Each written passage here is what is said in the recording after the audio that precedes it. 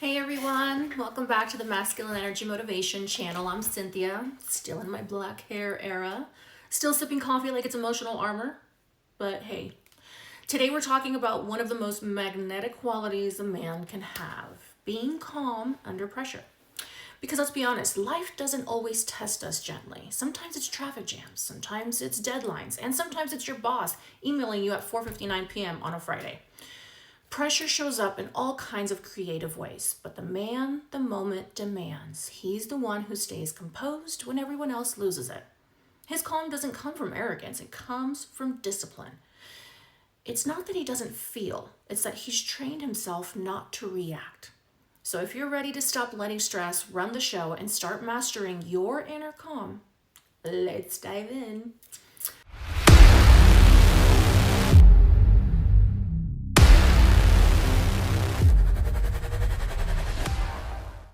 All right, let's start with number one, the psychology of staying calm. So here's the truth.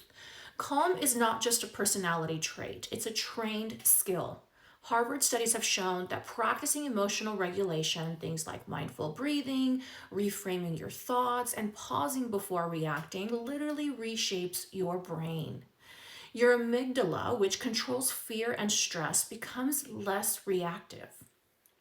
That's science saying you can train your brain not to freak out. So, calm men are not emotionless robots. They're actually emotionally trained. They've practiced peace until it became muscle memory. Now, let's just say it's basically almost like an emotional CrossFit, except instead of six-pack abs, you build a nervous system that doesn't throw a tantrum when your Wi-Fi drops mid-meeting. All right, number two, calm is not weak, it's strategic. Let's clear this up. Calm is not passive, it's powerful. It doesn't mean I don't care, right? It means I care enough not to waste energy on panic. When everyone else reacts, the calm man assesses. When others panic, he plans. For example, imagine your team at work hits a major problem, a system outage, an angry client, chaos everywhere, right? Half the room is scrambling. One guy's Googling solutions like he's defusing a freaking bomb, and you take a breath. You gather facts, you start troubleshooting. 10 seconds of stillness can change everything because calm isn't inaction, it's precision. All right? Meanwhile, let's just say the panicked guy in the corner just made 3 Slack channels and group text that no one actually even needed, right? So, number three, being grounded in truth, not emotion. Here's where real composure lives. The calm man doesn't deny emotion, he just doesn't worship it.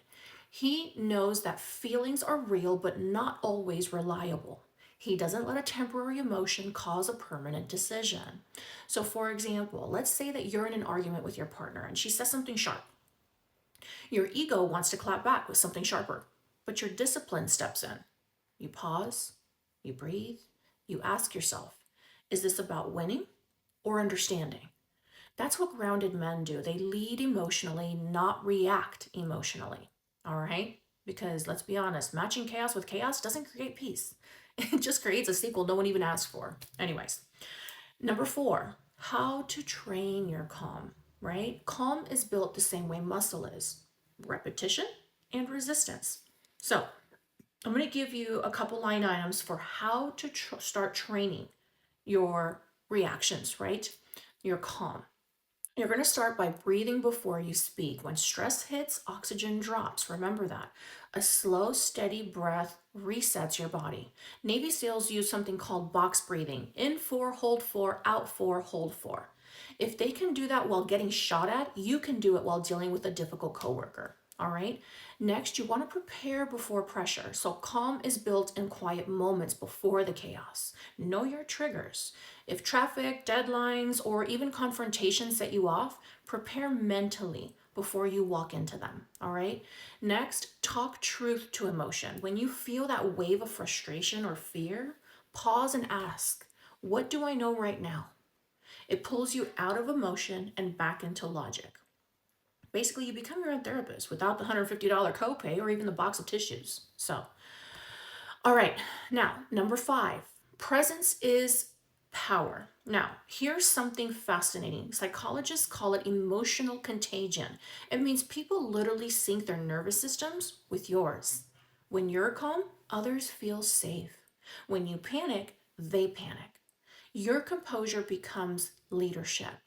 Now, let's give an example. Let's say that in a crisis meeting, the calm guy doesn't need to yell to get attention. He earns it with presence. He's the anchor in the storm, and everyone feels it. That's not arrogance, that's mastery. All right? Next, number 6, the spiritual side of calm. If you're faith based, this one will probably resonate very deeply. So, real calm does not come from control, it comes from trust. It's knowing that some battles are not yours to fight, and peace is not the absence of chaos, it's actually confidence in the middle of it. Philippians 4:7 says, "And the peace of God, which transcends all understanding, will guard your hearts and minds." That verse hits different when you realize God's peace doesn't make sense because it's not circumstantial. It's internal. It's anchored, all right? Number 7, let's talk about Captain Sully as an example. So some of you may have heard of Captain Sully, but this is one of the best real life examples I can come up with. So Captain Sully Sullenberger, the pilot who landed a plane on the Hudson River after both engines failed. 155 people are on board, 0 casualties. When asked how he stayed calm, Sully said, "I wasn't calm because it wasn't scary. I was calm because I was prepared." That's it. Preparation breeds peace. He didn't wait for the crisis in order to learn composure. He practiced it daily until it became instinct. All right. Now let's recap and reflect. So here's what we've covered so far. Calm is not arrogance, it's discipline. You can train your nervous system for peace. Emotional control is strategic, not suppressive. Always remember that. Remember, presence is power. People mirror your energy. And true calm is both mental and spiritual preparation. So when everyone else panics, the man the moment demands stays grounded in truth. He becomes the steady heartbeat in the chaos. Not because he feels nothing, but because he masters what he feels. All right? So yeah, the next time life gets messy, remember, if Navy SEALs can breathe through gunfire, you can handle Karen from accounting. All right? Now, before we wrap up, I want to take a moment to really ground what we talked about today. Being calm under pressure is not about pretending you don't feel anything. Remember that. It's about mastering what you feel so it doesn't master you. We also talked about how calm is not arrogance, it's discipline. How you can literally train your nervous system to stay steady under stress. We looked at why composure is not passive, it's actually strategy, and also how presence, real grounded presence, can actually regulate the people around you. We also talked about truth versus emotion, that difference between reacting out of fear versus responding from strength, and also how spiritual calm, that deep inner peace, does not come from controlling everything. It comes from trusting that not everything needs your control. Now, here's the reflection homework, and it's simple but powerful that I want you to do. So, for the next 7 days, anytime something frustrates you, whether it's traffic, a tense conversation, or your day going sideways, I want you to pause for 5 seconds before you respond. Just 5 seconds. In those 5 seconds, I want you to breathe. Then ask yourself one question. What response here keeps me in control of myself? Not everyone else, myself, right? That question right there, that's how you start retraining your nervous system. That's how calm goes from being a concept to a lifestyle, all right? And who knows? After let's say about a week of that, you might just become the calmest guy in the group chat. I don't know. So if this video gave you something to think about, do the calm and responsible thing.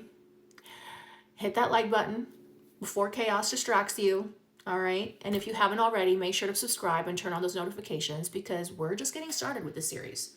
And the next stop builds on everything that we've covered today. And hey, share this with a friend, a brother, or that one coworker who treats stress like it's a full-time job. Thank you for being here, for choosing growth, discipline, and self-mastery in a world that rewards reaction. We love you guys very much. Until next time, remember to live the life you love and love the life you live. Take care. Bye.